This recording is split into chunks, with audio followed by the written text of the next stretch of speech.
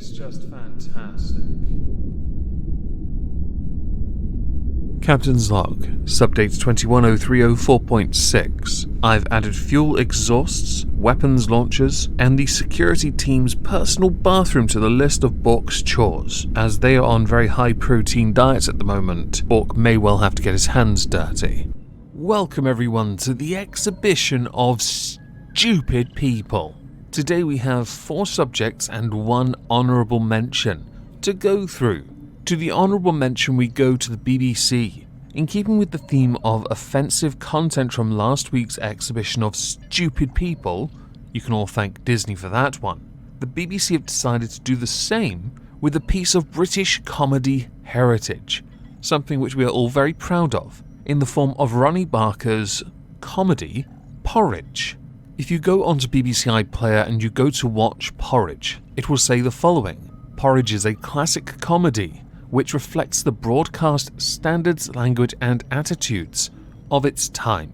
Some viewers may find this content offensive. Understandably, people weren't overly fond of this, i.e. these tweets here. A spokesperson for the BBC said, "Attitudes and language change over time, and our approach, just like other streaming services, is to tell viewers when a show includes something that may be offensive, inappropriate, or outdated.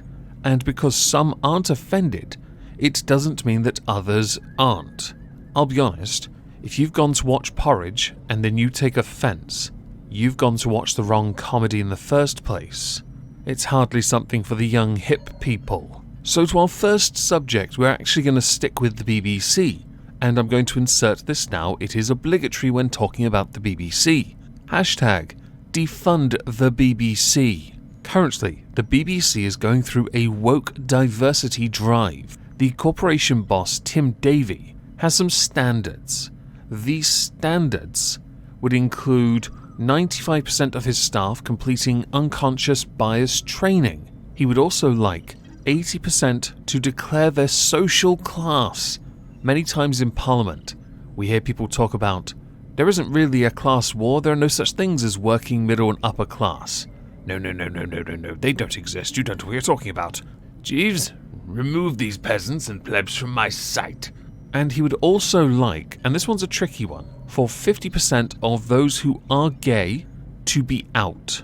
Now I can respect wanting people to be open and honest about who they are. I would point out now when it comes to that, to even suggest a percentage is rather stupid. Now granted, with the unconscious bias training, people are going to feel perhaps more comfortable about who they are. I would point out, some people just don't want to let you know. It is a choice.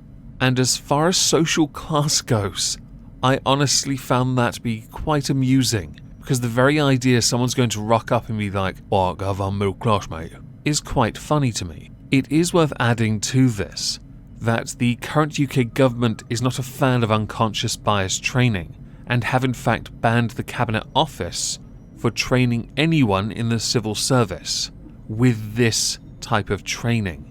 And I actually support that. Unconscious bias training. Do you know what that actually does? It creates conscious bias instead. I'd like to see them find a balance where people aren't discriminating on people based on, let's say, an arbitrary factor. That would be nice. But it will always exist even if you try and get people to unlearn it.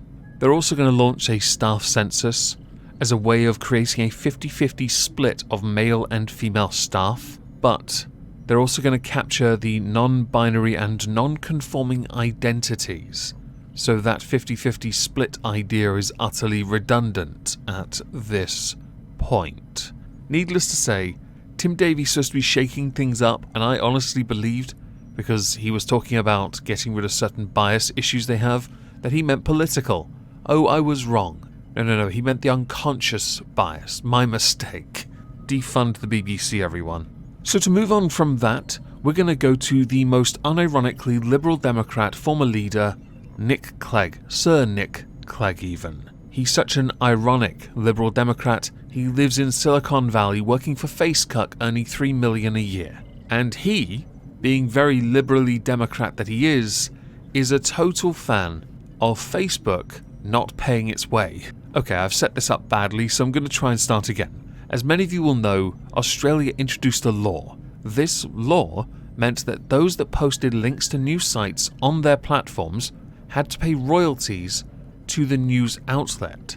Understandably, Facebook weren't a fan of this because they believed it was like writing a blank check. Nick Clegg posted a blog and made some rather interesting comparisons. So what Nick Clegg said was, on a blog post titled, "The Real Story of What Happened with News on Facebook in Australia," he said that while it was understandable that some news publishers see Facebook as a potential source of money to make up for their losses, it would not have been fair to be able to demand a blank check. That's what the Australian law as it was proposed would have done. Facebook would have been forced to pay potentially unlimited amounts of money to multinational media conglomerates under an arbitration system that deliberately misdescribes the relationship between publishers and Facebook without even so much as a guarantee that it is used to pay for journalism, let alone support smaller publishers. We neither take nor ask for the content for which we were being asked to pay a potentially exorbitant price. He also went on to compare this to forcing car makers to fund radio stations because people might listen to them in the car, and letting the stations set the price. In the Australian law, it actually enabled negotiations, so fees would be agreed upon instead between Facebook and the outlets. I'm not taking a side on this one, by the way, but there were many saying that if the Australian government gave in to Facebook, it would give Facebook more power. Also, this law sets a precedent because other countries want to introduce it. So the version that Australia now have, after a week of negotiations with Zuckerberg, has watered it down, but they've agreed terms. And it would be very hard for other countries to go beyond it, which then also creates an additional problem if they want to go beyond it. And I'm sure some do. I don't use Facebook, so I don't really give a damn. I think I stopped posting on the Omegon page about a month ago. The whole point, I guess, with this is, it's somewhat funny for a guy who was once leader of the Lib Dems, who got to be deputy leader of a coalition government with Conservatives, stabbed students in the back, which he did. He did get the increase in the tax threshold, which was very good, but he stabbed all the students in the back at the same time, which was lovely, wasn't it? To sit in his Silicon Valley ivory tower and preach about the situation as he sees it, not realizing that no one agrees with him. Certainly no one involved in politics. To move on from that, we're going to go to one of those holiday spots. I'm sure in the US and other countries you have these companies that have vacation locations around your country. For the UK it's Butlins and Pontins. I myself have never been to either.